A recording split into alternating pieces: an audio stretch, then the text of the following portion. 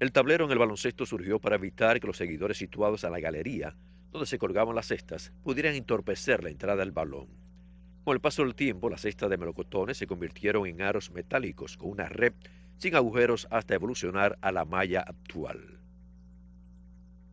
Variedad TV, lo que hay que ver. Vamos a continuar con el programa. Estamos ahora en Salud Deportiva. Tenemos aquí la doctora Kenia Torres, gastroenteróloga. Doctora, gracias por venir. Gracias a ti por la invitación. Qué bueno, usted tenía un tiempecito, doctora, que no venía y el público pidiendo, los muchachos también. Bueno, muchas gracias por eso, pero ya sabes tú cómo son las cosas, mucho Sí, trabajo. mucho como trabajo, siempre. mucho trabajo.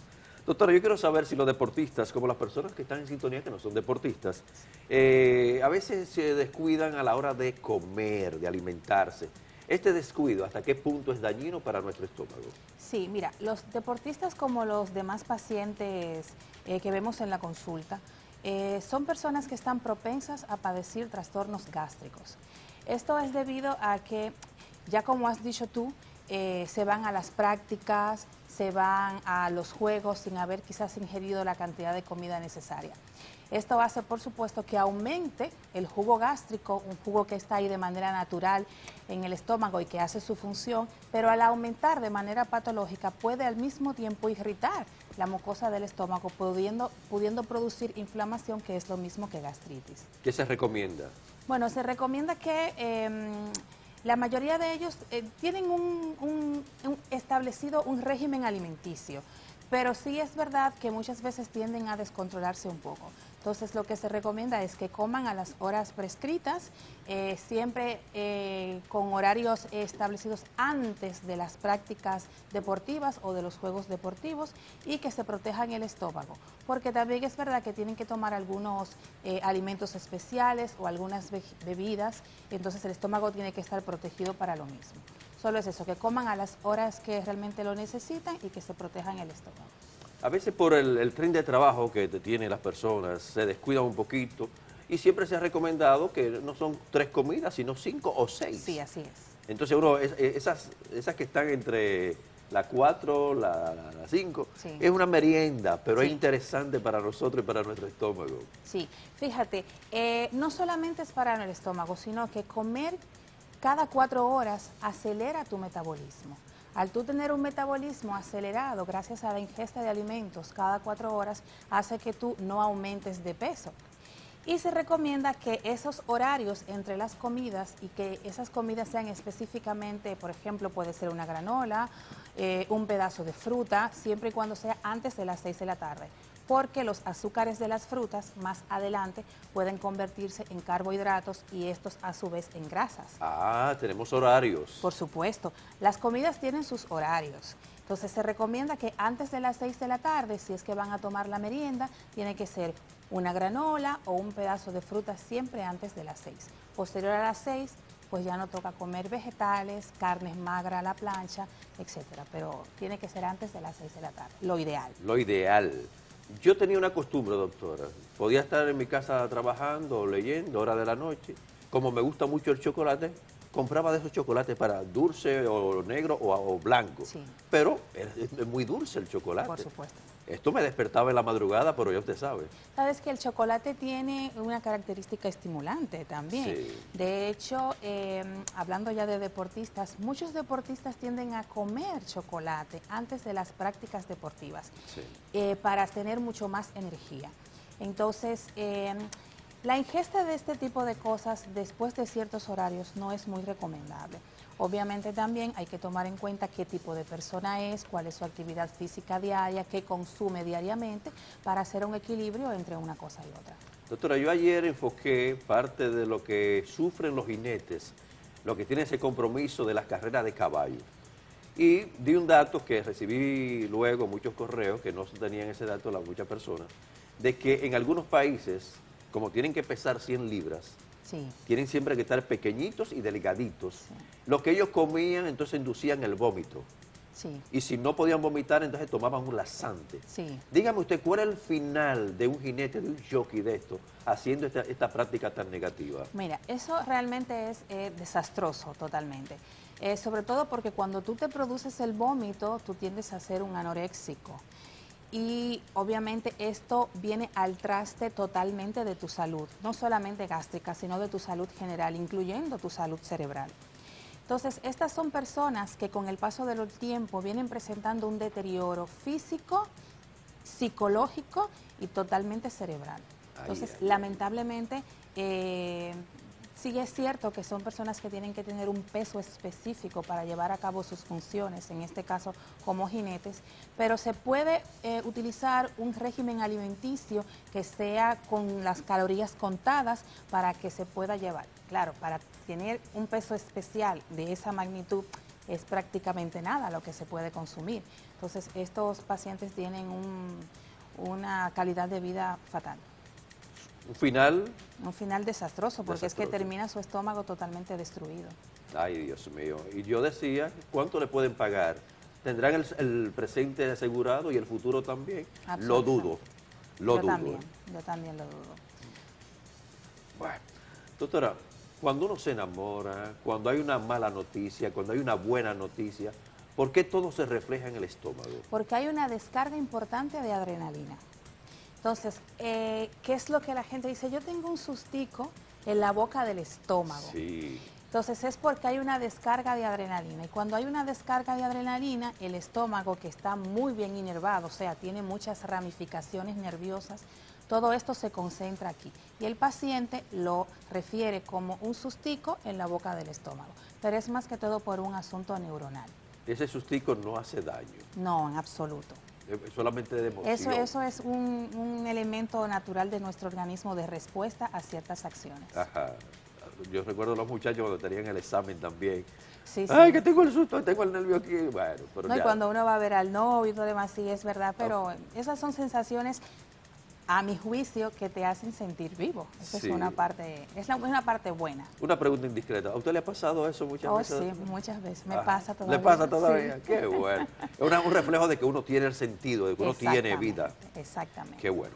Doctora, un deportista con gastritis, ¿cuál sería la línea a llevar en su trabajo?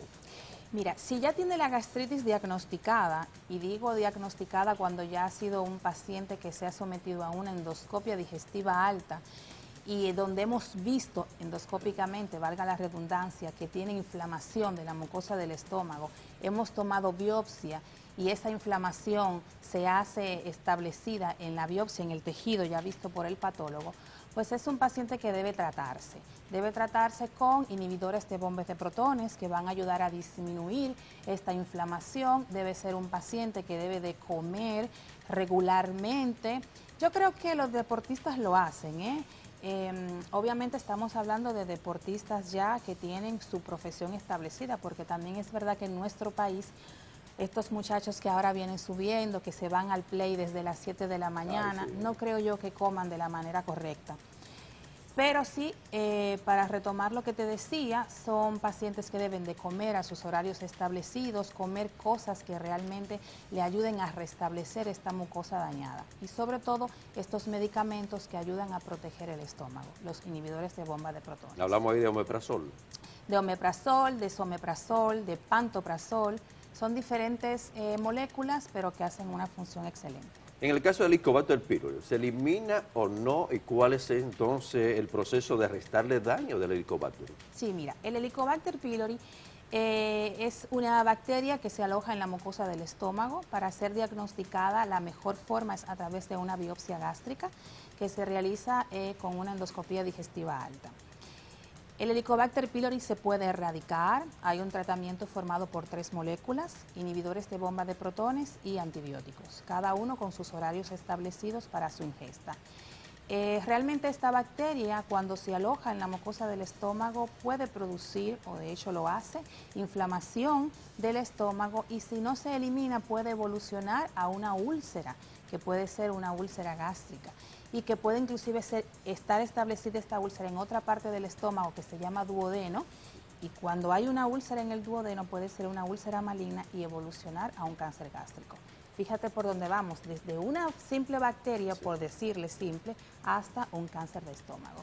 Hay un centro que hace como un cultivo. ¿Es recomendable cada cierto tiempo hacerse el cultivo para determinar si ya está eliminado el helicobacter? Mira, esto no está establecido científicamente. En ninguna guía clínica científica establecido que hay que hacerse esto cada cierto tiempo.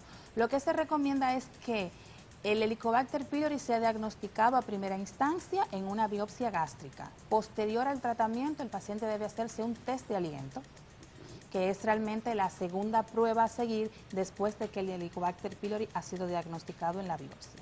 Hay otros métodos para detectar el Helicobacter que son en sangre, que son en heces, pero no son tan específicos como lo es la biopsia y como lo es el test del aliento posterior al tratamiento erradicador. Mire, yo estaba equivocado. Yo pensaba que era como más simple el del aliento. Sí, es más simple, pero es mucho más seguro. Más seguro. Sí, es más específico, tiene una más alta especificidad. Doctora, ¿cuáles son las causas de padecer de páncreas o del cáncer de páncreas? Mira, el cáncer de páncreas puede tener características genéticas principalmente. Puede ser un paciente que haya tenido pancreatitis agudas a repetición, lo que hace que se inflame el páncreas y puede evolucionar a un cáncer pancreático. Pero la mayoría de los cánceres siempre tienen un factor genético predominante. O a veces son pacientes que, por ejemplo, tienen una alta historia de ser fumadores o de ser alcohólicos. Esos son los que se denominan factores ambientales, que sumados a los factores genéticos tienen una alta tasa de producir cáncer pancreático. Con el cáncer, ¿cuál es la línea, cuál es el proceso, cuál es el desarrollo de una vida para mantenerse, ¿verdad?, en cuidado? Mira, el cáncer pancreático tiene muy mal pronóstico. Yo soy de los médicos que no me gusta establecer fechas en cuando el paciente puede o no fallecer. Pero lamentablemente, y sí es verdad y está estadísticamente comprobado, que cuando un paciente ha sido diagnosticado de cáncer pancreático, dependiendo obviamente de las características de este cáncer y de qué parte del páncreas ha sido afectada por este cáncer, pues el paciente tiene no más de 6 meses de pronóstico de vida. El paciente puede comenzar a presentar ictericia, que es la coloración amarillenta de la piel, de las escleras, o sea, de los ojos. Puede orinar muy oscuro. La gente dice, estoy orinando color Coca-Cola, si me permites. Sí. Son los términos que el paciente tiende a utilizar. Y comienza también con una picazón en la piel, que es lo que se llama prurito. Entonces, cuando tú le haces los estudios de lugar, principalmente una tomografía abdominal, se puede evidenciar una lesión de masa ocupando principalmente la cabeza del páncreas, que es cuando ya se nota amarillo. Entonces, estos pacientes tienen muy mal pronóstico, muy mal. Qué pena. La medicina avanza, pero todavía con el cáncer hay limitaciones. Sí, sobre todo en algunos cánceres de algunos órganos que todavía es difícil erradicar. Aprovechamos, hacemos la pausa. Usted está con nosotros. Esta es Salud Deportiva de Variedad TV en los Deportes. Volvemos. Variedad TV, lo que hay que ver.